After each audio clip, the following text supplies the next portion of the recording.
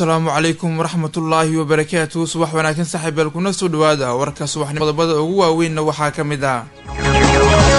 madaxweynaha maamulka galmudug Axmed Cabdi Kaari qorqor oo golihiisa wasiirada galmudug faray inay dardar geliyaan howlaha sugidda amniga iyo xasilloonida maamulka galmudug oo faahfaahin dheeraad ah ka bixiyay waxyaabaha la isku hayo iyo xiisada ka taagan deegaanada maamulkaasi galmudug xiisad dagaal oo u dhaxaysa laba maleeshiya beeleed oo saaka ka taagan deegaanada ka tirsan gobolka galgaduud ee Soomaaliya hay'adda xildhibaan ka tirsan golaha wakiilada Soomaaliland oo shalay u gafil wasaar Maxamed Xuseen Roble oo raali gelin ka bixiyay hadalladii ka soo yeeray xildhibaankaasi dowladda Ingiriiska oo liiska guduudan ee COVID-19 ka saartay dadka ka soo tagaya Soomaaliya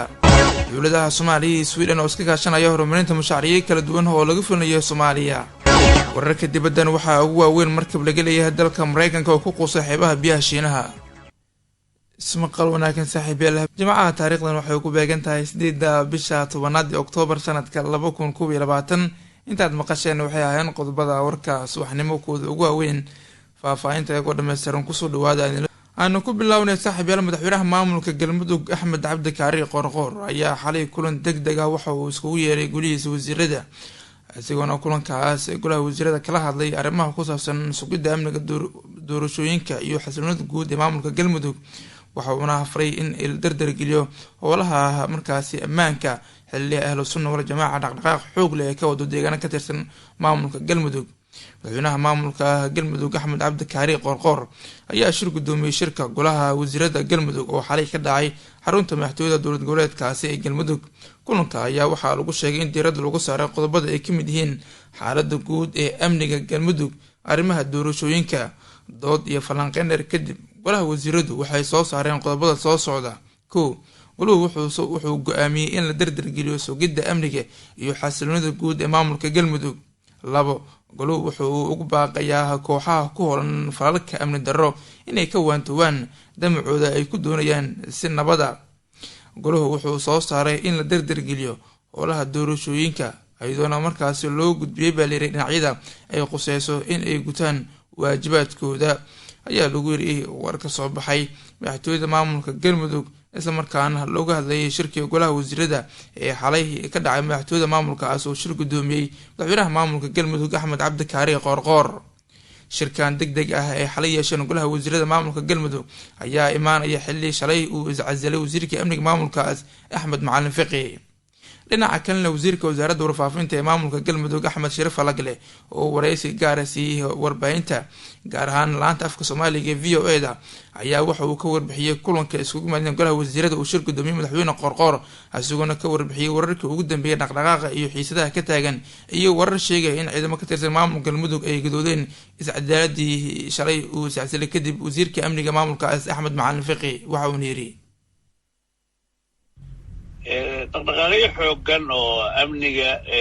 lagu eegayo ayaa madaxweynuhu sida ugu soo laabtay magaalada Dhuusamareeb si isdaba joog ah madaxtooyada uga soconayay wana wuxuu ahaa shirkii golaha wasiirada saacado badan qaatay shirkii golaha wasiirada waxyaalo badan baa looga hadlayay waxaana diiradda lagu saaray waxyaalaha xagga amniga ka soo cusboonaaday iyo xilliga doorashadii oo socota inaan aysan isku xirmin oo doorashadii baarlamaanka inta loo dhiman iyo intii aqalka hooseba qaybaha bulshada ama aan idhaahdo maamul goboleedyada iyo dalkaba qorshahooda aan hormuud ka noqono oo doorasho dhacdo amnigana wixii ka soo kordhay layska warsaday bacdina la qaatay in ay dowladdu mas'uul ka tahay ammaanka galmudug si dadku ay ugu suurta gasho inay ku noolaadaan dowlad sharciya iyo nidaam iyo kala dambeyn iyadoo mar walba baaqayga aan u diray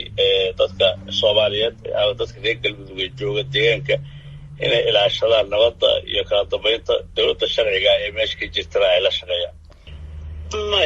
laguma soo qaadin wasiirku asaga xor ah oo waxa weeyaan baraha bulshada iyo meelaha wararka laga helana galabta goorsii horeysay ayaa uu wasiirku dhigay shirkayada golaha wasiiradana arrintaas laguma soo qaadan si toos iyo si dadban midna waxba kama jiraan ciidamo gadoodi ma jiraan oo iscalaada lug ku leh ciidamada waxa weeyaan mushaarooyin iyo waxbaa la siiyaa marka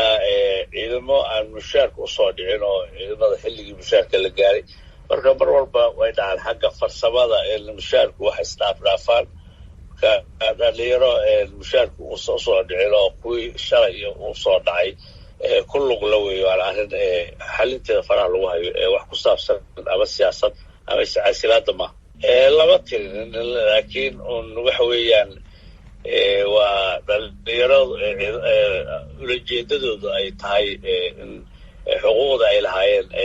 ay tilmaamayaan laakiin wax siyaasad ku salaysan iyo arrimahaas midna maha runtii mar walba heegan ayay ciidamadu leeyihiin warka iyagana way ku jirta in dagaalkii al-shabaab lagula jira la labalaabo kuwa arrimahan kale hadda soo kordhana ayada il gaara lagu hayo amniga wixii wax u dhibayo dha wax laga qabto wasiirka amniga maamulka waa markaasi wasiirka warfaafinta maamulka galmudug axmed sharaf alagal ayuu kaasi ahaa dhinaca kalena wararka aan ka helino gobolka galgaduud ee soomaaliya ayaa sheegaya in xiisad dagaal oo xoogan ay ka taagan tahay saaka deegaanka lagu magacaabo turbi oo isaga degmada balanbale ee gobolka galgaduud xiisadan dagaal ayaa waxa ay u dhexeysaa laba maleeshiya beeleed kaas oo salka ku haya falal aanooyin qabiil la xiriira iyo dagaalo soo laalaabtay oo muddooyinkii dambe ka dhacayay deegaankaasi turbi lagu magacaabo sida ay sheegeen dadka deegaanka maalmo ka hor unbaa dagaalka deegaankaasi lagu dilay 2 qof oo shacab ahaa midaas oo sare usii qaaday xiisada dagaal ee ka taagan deegaankaasi cabsi iyo walaac xoog leh ayaana soo foosatay dadka deegaanka turbi oo la xiriirta in labada maleeshiya beeleed ay ku dul dagaalamaan ayna kasoo gaarto dhibaato hor leh dadka shacabka halkaas ku nool ma ahan markii ugu horeysay xiisad dagaal beeleed markaasi laga dareemayo deegaano ka tirsan maamulka galmudug hase yeeshee waa mid markaasi saacadihii maalmihii lasoo dhaafay deegaanada halkaasi ka taagnaa islamarkaana arrimahan cidil ayaa kusoo beegmaya iyadoo ahlu sunna wal jamaaca ay markaasi buuxda ay ula wareegeen deegaano ka tirsan maamulka galmudug haatanna xiisad dagaal iyo sidoo kalenta aruursi u socdo iyadoona uu arintaas uu ku baxay islamarkaana uu iska casilay xilkii amniga ee galmudug axmed macalin fiqi wuxuuna ku andacooday uu ku muujiyey sababtan uu ku sheegay in asigii madaxweyne qoorqoor ay isku fahmi waayeen qaabka ama hanaanka loo wajahayo ciidamadaasi ahlu sunna ee kasoo horjeeda maamulka galmudug dhinaca kalena ehelada xildhibaan ka tirsan golaha wakiilada ee maamulka somalilan ayaa oo shalay markaa u gafay wasaare maxamed xuseen rooble ayaa raaligelin ka bixiyay hadalada kasoo yaray xildhibaankaas waa afayeenka xisbiga wadani ee mucaaradka ee somalilan barqad jaamac batuun waana xildhibaan golaha wakiilada somalilan kamid ah dhowaana lagu doortay deegaanada maamulka somalilan si weyn ay usoo dhaweeyeen shacabka guud ahaan soomaaliyeed kuwa muqdisho iyo kuwa kale ee dibadahaba kadib markii uu aad iyo aad ugu ololeyay arrimaha ku saabsan heebsooca hase yeeshee mar uu ka hadlayay arrimaha ku saabsan dadkii laga soo musaafiray magaalada laascaanood ee xarunta gobolka sool ayuu markaa sheegay in ka xisbi ahaan aysan taageersaneyn arrintaas hase yeeshee wasaaraha soomaaliya uu weerar afka ku qaadan oo kuna sheegay in wasaaraha uusan ahayn wasaare qaran uu yahay wasaare reereed uuna sheegay in dhiigga shacabka ku nool magaalada muqdisho uu ku tilmaamay wasaaraha in aysan wax micnaha uusan la lahayn hase yeeshee taa bedelkeeda ugu qaalisan yahay dhiigga shacabka somalilan isaga dheemanka ugu qaalisan yahay sida uu hadalka u dhigay hadalkaas oo si weyn shacabka soomaaliyeed ay uga caroodeen haddaba Ciidruus Sagaaro oo kamid ah eelada xildhibaankaas oo si weyn qaraabo yihiin in isku dhow yihiin oo dalsan la hadlay ayaa sheegay in wax lagu xumaa ay tahay in xildhibaanka sidaas u hadlo raaligelin hadalka kasoo yaran ay ka bixinayaan waxaan aada horta uga xumahay raaligelinna ka bixinayaa mustawaha ra-iisul wasaaraha soomaaliya inay meelka dhac ku ahayd waxa lagu tilmaamay ama siday u dhaqmeen ama xukuumad ha noqoto wasiirkooda warfaafinta ama ha noqoto afayeenka wadani oo barqa jaamac batuun ilmaadeerka aan nahay gaf iyo meelka dhac ay u midaysan yihiin maadaama fashal weyn oo xukuumad iyo mucaaradba ay wada haysato arrinta ayay markii ugu horreysay isugu duubnaayeen kuna difaacayeen guuldarrada dhacday ee ku dhacday dad maati ah waxay geysan karaan ama dad waxay qaban karaan deganaa muddo 30 sano ku dhawaad ah caruurtoodii ilmahoodii iyo ganacsigoodii iyo xoogsigoodii iyo muruqmaalkii ahaa iyo kii ganacsi ku jiray iyo kii ahaa maalin goosatada waxa ay samayn karaan waa la garan karaa. urur abaabuladna waa la garan karaa. in marka argagixisada ay sheegayaan maati iyo nin ilmihiisa dhex degan iyo argagixiso maamul dowladnimo sheeganaya ay sameeyaan dowlad argagixiso samaynaysay ahaayeen iskuna raacay guuldarrada ay sameeyeenna raba meel ay kaga marmarsiyoodaan waayo loo heli maayo. maanta ninka isaaqa ah ee koonfur ilaa iyo far north deep south waqooyi iyo koonfur meesha ugu xagaysa ilaa iyo gado ilaa iyo jubbaland degan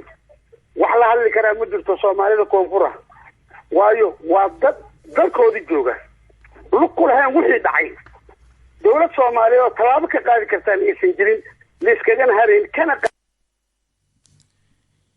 idruus afcade ayuu kaasi ahaa oo kamid ah odayaasha markaa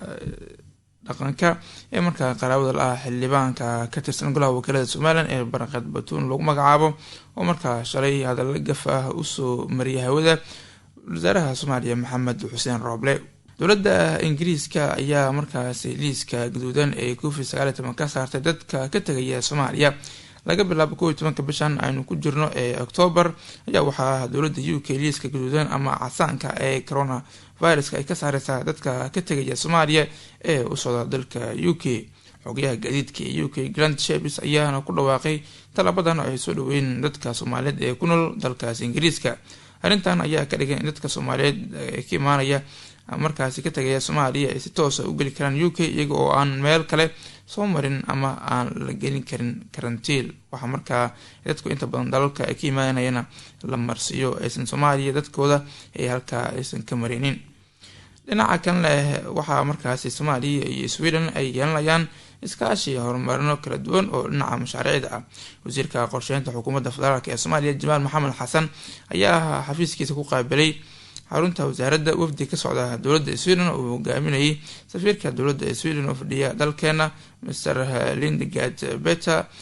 iyo markaasi waxaana ka wada hadleen